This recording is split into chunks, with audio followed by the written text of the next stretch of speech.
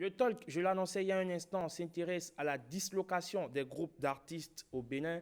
Pourquoi cet état de choses, bien évidemment, on en parle ce matin dans la parenthèse. Et pour en parler, j'ai avec moi ce matin Happy Goudou, acteur culturel. Happy, bonjour. Bonjour.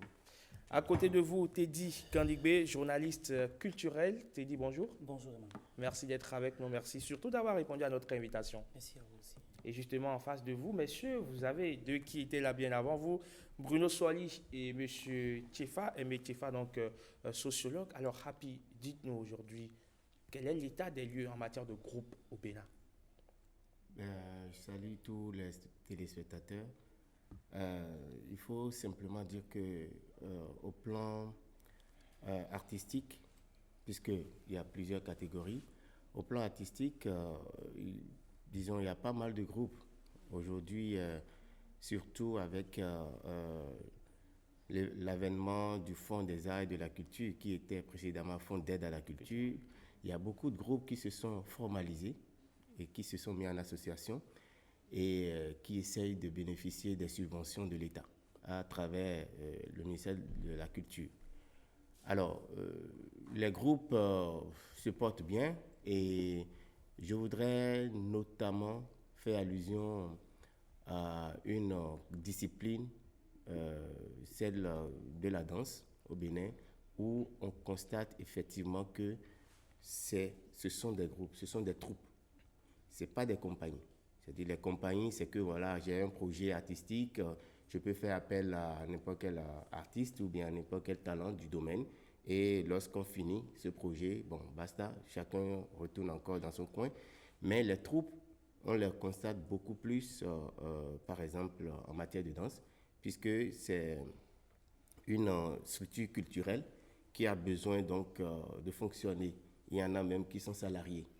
Donc, je prends l'exemple de la plus vieille troupe de danse, par exemple, les Super 1 Rondonaboa du Bénin. Ça fait 33 ans que cette troupe-là est née. C'était en octobre 1986 que M. Aladé, le professeur de danse, a initié cette troupe. Et après, je dis la plus vieille actuelle, parce qu'avant ça, il y avait quand même eu quelques initiatives en matière de danse. Et après cela, nous avons, par exemple, Toara de Marcel Zounon, nous avons les As du Bénin de Stanislas Degbo, nous avons Kinikini, Djolokoko, etc. Maintenant, il y a de plus en plus d'autres groupes de jeunes qui ont pris par la main de ces aînés et qui aujourd'hui aussi ont mis en place leur groupe. Et aujourd'hui, en matière de danse, on peut parler véritablement de groupe, on peut parler véritablement de troupe. Et là, ils vont en répétition, ils ont des jours de répétition dans la semaine, et ils y vont, et puis ils travaillent, ils font des créations en fonction des événements qui les attendent, etc., etc. Au niveau de la musique, on a connu les polyrythmos, tout-puissants polyrythmos, qui, voilà, il y en a qui partent, il y en a qui sont encore vivants et qui sont là. Et on a célébré les 50 ans la dernière fois avec à sa tête le chef d'orchestre Vincent Rérenou. Et voilà, donc nous sommes nés pour voir ce groupe-là et en matière de musique moderne.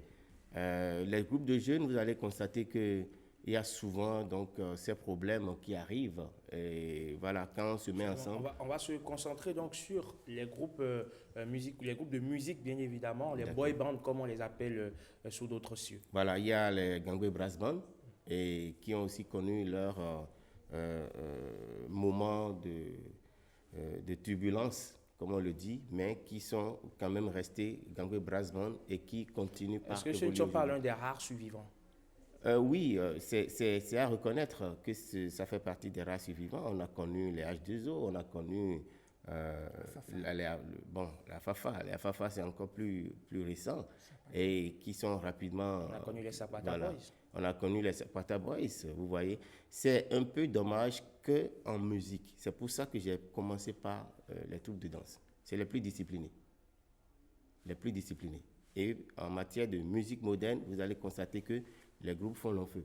C'est-à-dire, ça dure pas longtemps et on constate que c'est soit l'argent, soit la femme Et si jamais il se trouve qu'ils partent une fois en Europe, dès leur retour, c'est des problèmes qui arrivent. Donc peut-être qu'on va aborder cet aspect après, Absolument. mais il faut reconnaître que c'est difficile aujourd'hui, et surtout au Bénin. Surtout au Bénin. J'ai l'impression qu'au Bénin, dans pratiquement tous les secteurs, on n'a pas envie de rester ensemble pour travailler. Il y a toujours des problèmes qui arrivent. Alors, Teddy Gandhigbe, vous êtes journaliste culturel, vous côtoyez ce monde culturel au quotidien. Quels sont les facteurs qui font aujourd'hui que ces groupes d'artistes-là disparaissent à mesure que les années passent? Eh bien, je te remercie, Eman, et je salue aussi les téléspectateurs. En fait, je suis déjà heureux que mon aîné, Rapi Goudou, ait déjà commencé par parler des différents groupes qui existent. On ne peut pas parler de groupes artistiques et culturels au Bénin et occulter les autres ensembles, la danse, la musique et tout. Et donc, à partir du moment où on constate déjà qu'il y a des groupes qui existent et qui vivent encore ensemble, surtout dans le domaine de la danse, cela veut dire que la chose est d'abord possible. On est d'accord? Mais il y a le préjugé ou le stéréotype qui existe chez nous. On dit que le Béninois n'est pas fait pour rester ensemble et évoluer. Et là, ce qui cause réellement la dislocation des groupes que nous constatons aujourd'hui, surtout dans le milieu de la musique, Rapi l'a déjà dit, c'est une question de discipline d'abord. Il y a un manque de discipline terrible au niveau des musiciens. Et c'est ça qui cause surtout leur dislocation. Sinon, si on observe au niveau de la danse, on constate effectivement que d'abord chez eux, c'est très bien organisé. Et il y a à la tête quelqu'un, un responsable, qui donne de l'ordre. Et ça se respecte à la lettre. Mais chez les musiciens, qu'est-ce qui se passe? Dès que quelqu'un sent un peu qu'il a de la belle voix, il s'autoproclame lead vocal. Et ça commence. La bagarre commence, l'autre dit non, c'est moi, le lead, l'autre aussi tire de son côté le drap. Ce qui fait que en leur sein, ils ne s'entendent pas et il n'y a pas de la discipline. L'autre chose est qu'ils n'arrivent pas à se donner des limites. Lorsque tu sens que tu as de la belle voix et que l'autre, parce que vous évoluez ensemble, vous êtes appelés à vous compléter. On est d'accord? Et à partir du moment où toi, tu sens que tu as la belle voix et que l'autre, de son côté, n'a pas la même qualité de voix que toi, tu n'es pas habilité à lui dire que, bon, voilà, toi, tu n'es pas le lead vocal ou tu es... Il joue un rôle dans le groupe. Donc, le simple fait qu'on commence par cultiver cette attitude de leadership crée le clivage au sein des groupes. La deuxième chose, c'est l'argent. On va prester, et puis voilà, comme c'est moi le lead, je dois prendre plus que toi. Et dans la tête, ça se passe déjà comme ça. Et tout le monde n'arrive pas à accepter, parce que tout le monde veut que, comme ça a été un travail complémentaire, il faut qu'on fait la part égale des choses. Tu vois? C'est ça qui crée aussi le problème de clivage. Troisième chose, la femme. Voilà, le troisième facteur. On est allé à une prestation, on a constaté qu'on est tombé il y a une femme qui nous tape dans les yeux, et c'est la même femme, il faut qu'on se la dispute. Et puis voilà, on ne s'entend pas, et c'est l'indiscipline qui s'organise au sein d'eux qui crée surtout le clivage qu'on observe. Alors, Bruno Soili, on a vu le tout-puissant orchestre Polyrythmo qui a fêté un demi-siècle récemment, bien évidemment, qui est l'un des les groupes les plus adulés du continent, on va le dire comme ça, parce que le Polyrythmo aujourd'hui est cité en exemple. Qu'est-ce qui fait fondamentalement que les groupes qui sont venus après le Polyrythmo, parce qu'on le rappelle, ils ont passé également quelques petites zones de turbulence, mais ils ont réussi à gagner le pari, à tenir le pari, et sont aujourd'hui cités en référence. Qu'est-ce qui fait que la jeune génération ne leur emboîte pas le pas? Non, je pense que Polyrythmo, c'est une autre époque, si je peux le dire ainsi. C'est une autre sagesse, je vais le dire ainsi. C'est un autre temps, c'était un autre environnement. Aujourd'hui, le buzz n'est pas le même, hein. Ça, on peut le dire comme ça, le buzz n'est pas le même. Parce que quand vous prenez les groupes actuels, ou enfin les groupes de ces dernières années qui se sont disloqués, vous allez remarquer que la dislocation est généralement intervenue après la réussite. C'est-à-dire que c'est lorsque le groupe est monté, a eu de l'ascension, que la dislocation est venue. Et je crois que mes prédécesseurs ont déjà posé le diagnostic, parce que lorsque la réussite vient, c'est le buzz, on crie partout le nom du groupe. Maintenant, le problème de leadership commence par se poser au sein d'un groupe. Tout le monde peut-être veut être celui-là qui va être le leader du groupe. On n'a pas la culture de l'altruisme et la culture du groupe. Tout le monde veut être mis en premier plan, alors que lorsqu'on est un groupe, tout le monde ne peut pas être devant. Il faut forcément quelqu'un devant. Ceux qui sont derrière, ça ne veut pas dire qu'ils sont nuls, ça ne veut pas dire qu'ils sont inutiles. La preuve, c'est un groupe. Le leader à lui seul ne peut rien faire. Mais on n'a pas la culture du groupe. Et c'est en cela qu'il faut peut-être regarder ailleurs, au-delà de nos frontières. Ce n'est pas pour faire de la pub. Lorsque vous prenez un groupe comme Magic System, moi j'ai fouillé un peu sur Magic System. Tenez-vous tranquille, lors des conseils, lors des invitations dans les pays européens et autres, le groupe n'est pas parfois traité à la même enseigne. Asalfo, qui est le lead vocal, est très souvent même traité mieux que, je vais dire, ses deux amis. Mais ça ne crée pas de problème. Et même si ça crée, c'est qu'on arrive à contenir cela, on arrive à régler ça entre soi-même. Mais au Bénin, on a réalisé que c'est un peu un problème au niveau de nos groupes ces dernières années, nos groupes de musique. C'est bien dommage et je ne sais pas s'il n'y a pas des pères dans la musique qui peuvent parler aux groupes qui naissent déjà dès la naissance pour les réunir, les dire écoutez, les jeunes, voilà les pièges qui vous guettent. Parce que pour moi, je pense que dans tout domaine de la vie, il faut ce qu'on appelle les pères. Quand il n'y a pas de père qui, on va dire, qui guide la jeune génération, c'est toujours compliqué. Est-ce qu'on a de pères?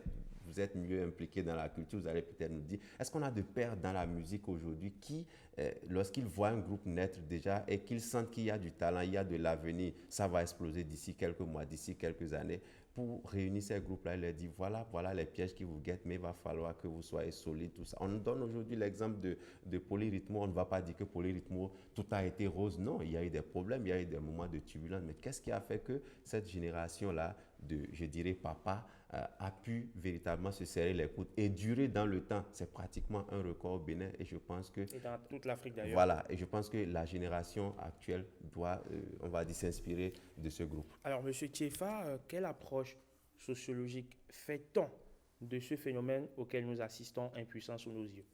D'abord, c'est un réel plaisir de voir Rapi. On a fait l'UAC ensemble, peut-être ça l'a échappé un peu. Et il est resté dans ce domaine. Donc, c'est la preuve qu'il faut avoir Donc, beaucoup de culture. Et ce n'est pas n'importe qui vient là. Alors, pour répondre à votre question, commençons d'abord par sérier les arts, parce que tous les arts ne sont pas les mêmes. Vous ne pouvez pas faire un très beau spectacle de théâtre tout seul. Même Jamil l'a dit. Là, vous avez besoin d'être en groupe. Vous n'avez pas le choix. Si vous voulez vraiment impacter le monde du théâtre. Il y a le monothéâtre, pareil, je vous ai parlé de Jamil. C'est une grande référence dans le monde en termes de monothéâtre, mais ça a son nom. Ce n'est pas du théâtre. Ça, c'est une autre chose. Vous faites de l'animation de comédie tout seul. Vous pouvez, ou de l'humour. Ou de l'humour. Vous pouvez le faire. C'est un humoriste. Et puis, ça n'a pas tout le sens. Les théoriciens puristes ne seront pas d'accord avec vous. Encore, il est seul sur la scène, mais il n'est pas seul. Bon, vous voyez un peu. Pareil pour la danse. Vous pouvez danser tout seul, mais en chorégraphie, c'est encore mieux. Ou même si ce n'est pas de la chorégraphie, est-ce que vous êtes plusieurs, chacun a quelque chose à faire. En musique, je dis très souvent, ceux qui ont vraiment écrit leur nom dans les lettres d'or de la musique l'ont été seuls. Bob Marley, c'est vrai qu'il y a toute une orchestre derrière lui, mais on ne voit que lui. Vous comprenez, Bob Marley, ce n'est pas un groupe. C'est après que Bob, puisque n'oublions pas des Wailers, d'accord, d'où il est parti. Et puis après, Céline Dion, ce n'est pas un groupe, on vous parle de Céline. Donc c'est beaucoup plus facile là-bas de dire, écoutez, je ne veux plus être en groupe, je veux être tout seul pour avoir plus de visibilité. Maintenant, pour revenir à la dimension scientifique de la question, puisque j'en ai parlé sur ce même plateau, à appliquer à d'autres domaines, il y a une étude de l'IREP, devenu aujourd'hui African School of Economy. IREP à l'époque, à Bégamé, c'était Institut de recherche en économie politique, qui, à travers nos recherches scientifiques, a prouvé que les Béninois se font moins confiance que les Rwandais, qui ont connu un génocide. Allez comprendre. Alors, ça veut dire qu'au Bénin, soyons sincères, on ne sait pas faire les choses ensemble. La méfiance. C'est pour ça qu'on a plus d'une centaine d'organes de presse. C'est pour ça qu'on a plus de 250 partis politiques. C'est pour ça qu'en tout, chacun veut prendre Entre-temps, ses marques. C'est l'aspect pour- que vous venez d'aborder n'est c'est plus pour- d'actualité. Non, ça c'est un autre problème. Je ne vais pas faire de ça la évolue. politique Ça a ici. évolué. C'est pour ça que au feu rouge, lorsque le feu rouge s'allume, on ne sait pas aligner en file, puisqu'on n'est pas sûr que celui qui est devant va vite prendre le départ quand le feu va passer au vert. Même quand Donc, ça passe au vert, c'est des klaxons pour donc, mettre la pression. on va s'aligner de l'autre côté réservé à ceux qui viennent du sens contraire jusqu'à Ou même aux obstruer leur passage. Vous voyez, on ne sait rien faire ensemble. On ne sait pas aller en équipe. Ça, c'est sincère. Regardez bien les sports qui se pratiquent en équipe. On n'a pas réussi à parler de nous-mêmes, mais la boxe, on a connu Soweto, Georges Bocor. Ça, c'est dans notre On mentalité. connaît aujourd'hui C'est- les écureuils majeurs de Lyon. ça date de quand? Ça date de quand? Attendons que cela se confirme. Les grandes équipes que nous connaissons. Vous avez vu la fois dernière, dans le dernier match de Liverpool, Sadio Mané se fait du mauvais sang parce qu'il était très bien placé et Salah ne lui a pas donné la balle. Et c'est ça le sport collectif. Le sport collectif, c'est ça. C'est un ensemble d'acteurs qui, chacun doit jouer sa partition et faire en sorte que celui qui est mieux placé achève. Mais si moi, je dois passer tout le temps la balle à Bruno et que c'était déjà dit que celui qui mettrait le but aura 2 millions, bon, je préfère ne rien lui passer Pourquoi ne et pas tenter chercher, vous-même? et chercher, moi, à avoir les 2 millions.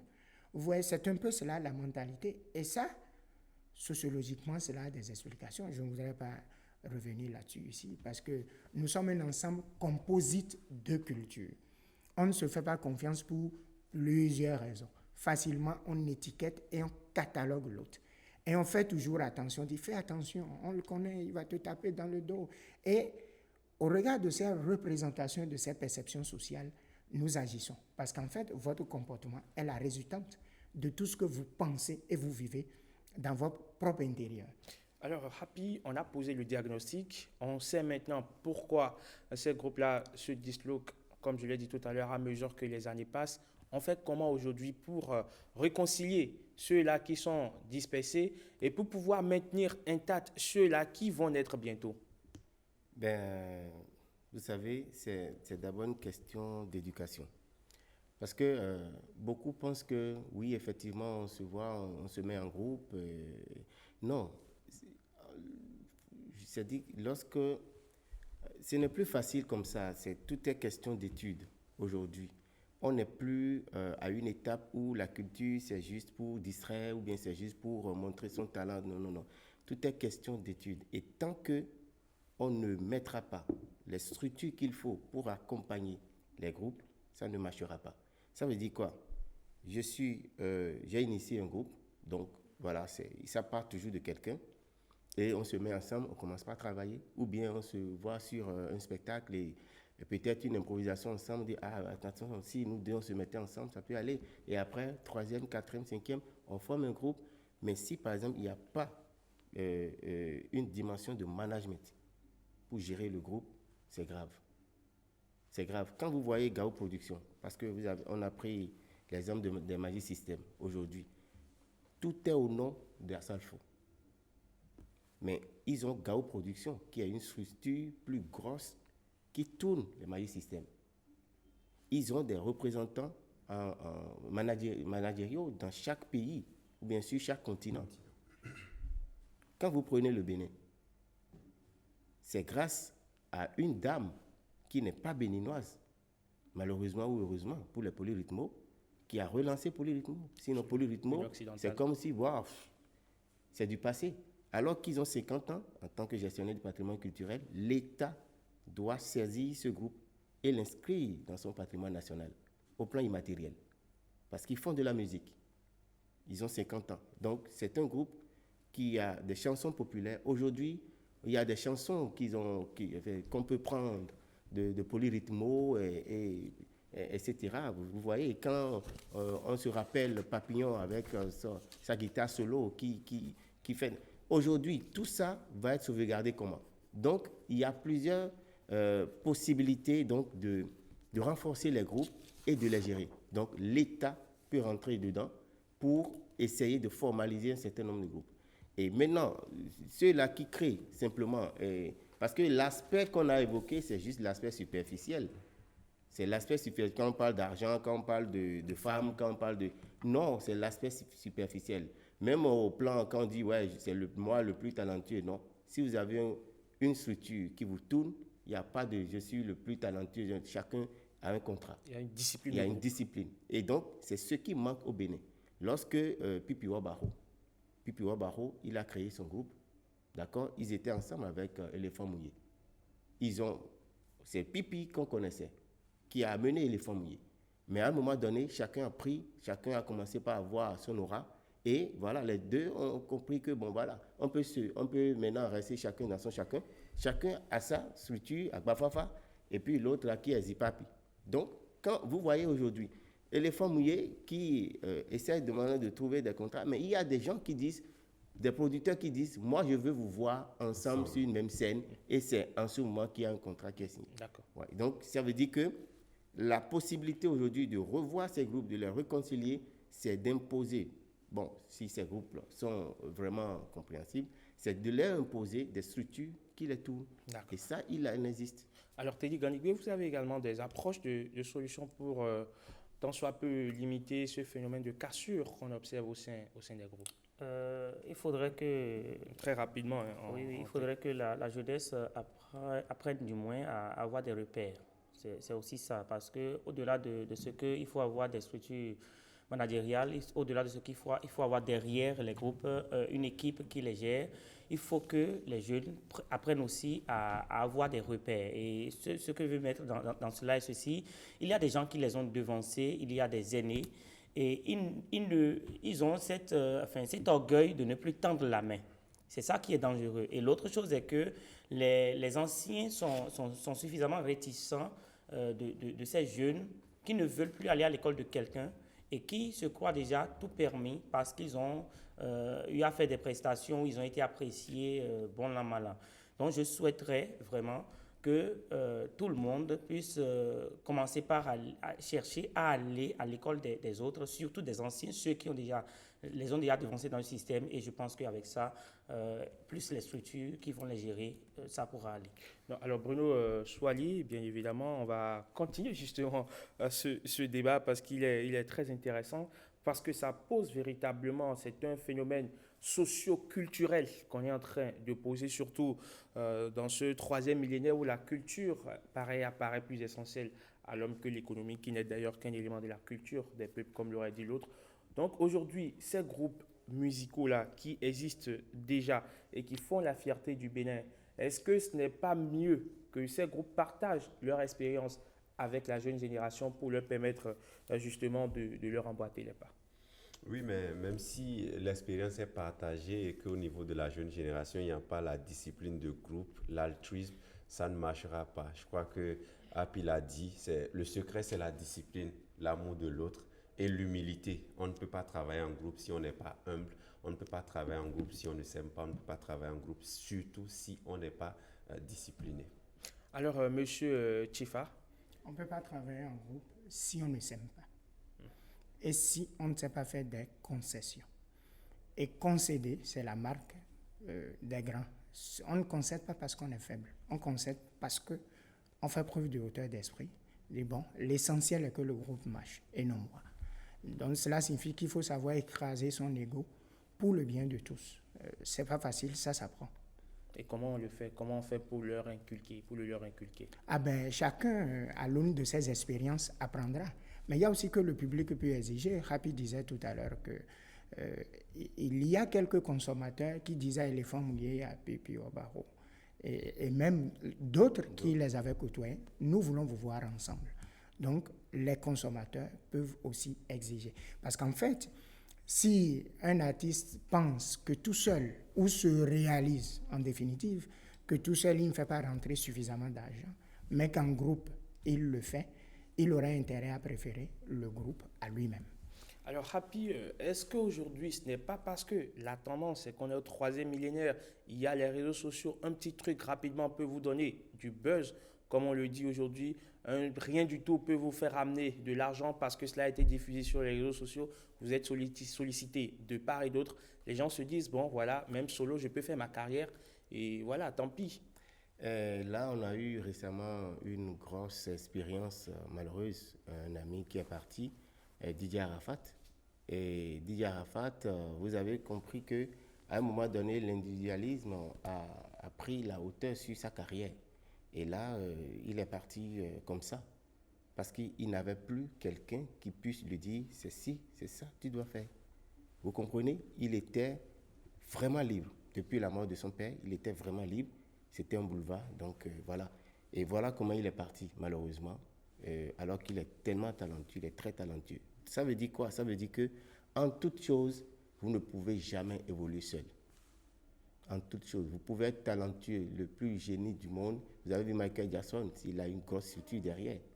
C'est lui qu'on voit, c'est lui qui fait tout, les breaks et tout. Mais derrière lui, il a une grosse structure qui le guide. Donc c'est comme ça, il faut que les artistes puissent mettre dans leur tête que, en réalité, je suis talentueux, mais j'ai besoin de quelqu'un pour essayer de m'orienter, essayer de gérer ma carrière avec moi.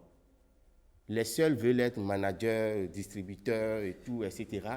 Ça, c'est une époque qui est passée, qui est révolue. Et ce n'est pas du tout sérieux qu'aujourd'hui, on puisse avoir, par exemple, une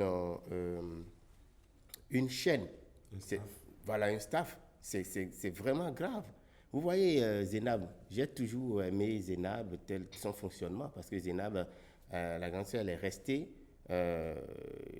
Zénab, mais derrière elle, vous n'allez jamais la voir en train de négocier un contrat. Hein.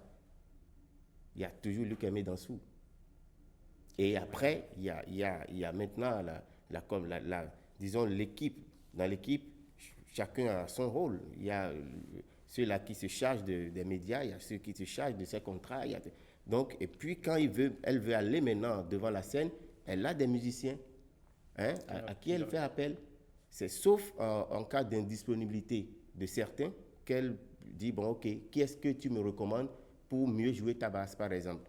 Et voilà, le bassiste peut dire, oui, il y a tel ami qui peut le faire, etc. Donc, ça veut dire quoi? Même si je n'ai pas les moyens d'entretenir un orchestre qui va me rester fidèle, parce que là aussi, c'est une question de contrat, j'ai quand même la possibilité de travailler avec les mêmes personnes. Chaque fois, attention, dans 6 mois, j'ai quelque chose. Ça veut dire que j'ai un groupe qui me planifie mes dates. Et donc, je vous avertis, à partir de telle date, vous êtes avec moi. Et là, le contrat est signé. Mais on est là seulement, on fait, non, le bring-bring, c'est passé ça. Ceux-là qu'on voit qui réussissent, Youssou N'Dour au Sénégal, la grande sœur Angélique Kidjo, aujourd'hui, elle est allée à un niveau de son art qu'elle a vu qu'avec son aura, elle peut faire profiter tout un continent. Les femmes africaines, par exemple. Récemment, elle était devant le G7. Vous avez vu, elle a décroché 148 milliards. Voilà, pour l'Afrique, pour les femmes africaines. Donc, c'est comme ça, on évolue, l'art évolue. Et donc, tout ça, on peut le mettre dans l'économie de la culture. Ça veut dire quoi? Que nous qui sommes au Bénin et qui pensons qu'avec le petit bout de pain qu'on va partager ensemble, si je ne prends pas plus que l'autre, ou bien que, bon, voilà, c'est moi qui fais tout le travail, et etc., ou bien, nous, on est dans notre coin et c'est lui seul qu'on voit. Non, c'est dépassé. Il faut que nos artistes puissent se mettre ensemble, et c'est justement ce pourquoi je félicite tous ceux-là qui sont les responsables de groupes de danse. Parce que quand vous prenez le professeur Alade Kofi, qui est le plus expérimenté du ballet national aujourd'hui, c'est dit qu'on constate qu'il paye de salaire pour ces artistes. Ils jouent des petits contrats d'animation, etc. Et enfin, en été, ils sont toujours partis sur les festivals d'Europe. Il y a Marcel Zounon avec Touara, il y a les As du Bénin. Ce sont des exemples. Et j'aurais souhaité que, par humilité, que nos amis, surtout musiciens modernes, puissent aller à l'école de ces anciens-là, s'ils veulent avoir réellement un groupe. Parce qu'on va se dire, oui, Polyrythmo, bon, voilà, le papa m'a déjà fait telle chose, et puis voilà, je ne peux pas aller vers lui, ou bien, etc. Mais il faut, parce que c'est toujours des structures culturelles qui ont, disons, la hiérarchisation de chaque structure permet l'évolution donc de certains. Quand le professeur Aladé parle, compte tenu de son expérience, il a des assistants. Quand il parle et que, bon, voilà, on voit que, attention, il faut qu'on fasse ci, ces assistants, ils sont tellement complices. Aujourd'hui, c'est le groupe qui est qui existe et qui est le plus discipliné. La référence. La référence. Il faut qu'ils aillent à l'école de ce monsieur. Et après, vous allez voir Touara et les autres, comme je l'ai dit, qui sont toujours partis et qui ne sont jamais restés. Et c'est ça encore le danger de nos amis musiciens. La dernière fois, vous me permettez, on voulait aller au Portugal et voilà, on faisait les démarches au niveau du consulat. Mais le consul nous a confié que voilà, il y a un groupe de 10 musiciens modernes qui sont partis, qui ne sont pas rentrés à bonne date. Mais ça veut dire quoi? Ça veut dire que la discipline. Le respect de la parole donnée. Qu'est-ce que nous pouvons faire là-bas qu'on ne peut pas faire ici? Même si vous partez en groupe pour permettre aux autres groupes de bénéficier, puisque vous n'êtes pas le seul groupe béninois qui doit voyager, revenez à bonne date, prenez vos contacts et après, allez individuellement. Mais les gars, quand ils s'en vont, c'est qu'on voit que c'est l'Eldorado et puis on reste là-bas, on ne veut plus rentrer. Cela ferme la porte à d'autres groupes qui ont envie de partir et de revenir. Il y a des groupes, depuis 86, ils sont nés, ils sont toujours partis, ils sont toujours revenus. Touara, depuis 96, est parti et toujours revenu. Les As, donc c'est là la discipline.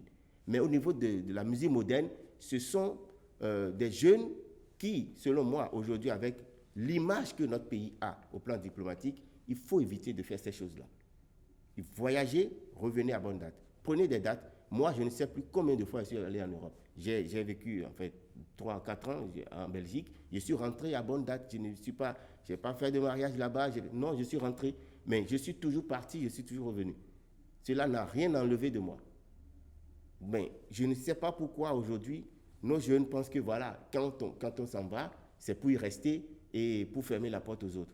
On peut partir, prendre des contacts et après repartir et rester comme on veut. Mais quand vous partez en groupe, ayez toujours le soin de revenir pour permettre à d'autres groupes de toujours voyager. Voilà. Alors, Teddy Gandhigbe, c'est vrai qu'on est en train de poser le diagnostic, ou du moins on a posé le diagnostic, mais dans le même temps, vous vous dites, je suis artiste béninois, j'ai vu en France Session d'Assaut qui était pourtant destinée à un grand avenir se disloquer, chacun est parti de son côté. J'ai vu tout proche de moi, les Pisquets se disloquer alors qu'ils ne sont que 2. J'ai vu au début des années 2000, Westlife, un grand groupe de musique se disloquer, de pop and roll, se disloquer. C'est que quelque part, vous vous dites, bon, le succès, c'est dans l'individualisme, parce que quand ceux-là se sont disloqués, ils sont en train de connaître une carrière brillante. Aujourd'hui, Matt Gims, qui est le lead vocal de ce groupe, par exemple, il est en train de connaître une carrière brillante. Les Pisquets, quand bien même chacun de son côté, c'est pas mal du tout. Donc, quand on voit tout ça, on se dit, bon, finalement, est-ce que le bonheur n'est pas dans l'individualisme? On peut faire cette erreur de penser que le bonheur est dans l'individualisme, étant entendu que, à partir du moment où vous vous êtes mis ensemble pour évoluer, c'est certainement sur des clauses données. Et si quelqu'un dans le groupe ou des gens dans le groupe n'arrivent pas à respecter ces clauses, d'accord, vous pouvez vous casser et partir. Mais ce n'est pas des exemples à prendre. Si les autres se disloquent ou connaissent des clivages, ce n'est pas des exemples à prendre parce que ils ont peut-être leur réalité que vous ne maîtrisez pas. Et vous avez aussi votre réalité à vous que vous pouvez gérer entre vous. Il y a des réalités, les réalités sont différentes. Et l'autre, ce sur quoi je vais insister pour dire qu'on peut toujours continuer par espérer que les groupes peuvent prospérer au Bénin, c'est que lorsqu'on parle de groupes et de structures managériales, il y a que chez nous au Bénin, ce qu'on remarque est qu'il n'y a pas souvent de groupe managérial, mais c'est certainement un individu qui se lève et qui dit qu'il est manager. Et à partir de ce moment-là, cette personne cherche d'abord sa visibilité derrière l'artiste. Et ce qui fait que l'artiste n'a plus confiance certainement en lui. Et ça crée beaucoup de problèmes. Il en est de même pour les groupes qui se forment. Lorsqu'ils tentent d'avoir derrière eux des gens pour travailler avec eux, il n'y a pas cette confiance qui s'établit entre eux et leurs correspondants. Merci. Et donc ça pose beaucoup de problèmes. Absolument. Ouais. Pour finir, M. Tchefa, comment résister à la trop grande envie de starisation?